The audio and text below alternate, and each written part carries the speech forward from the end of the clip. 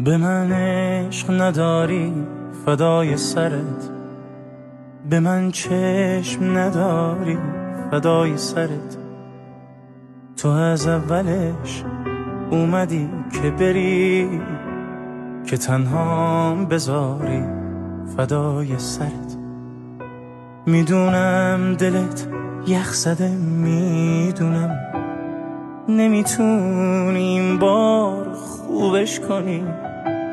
یه احساس وقتی به ته میرسه، نمیشه از اول شروعش کنی.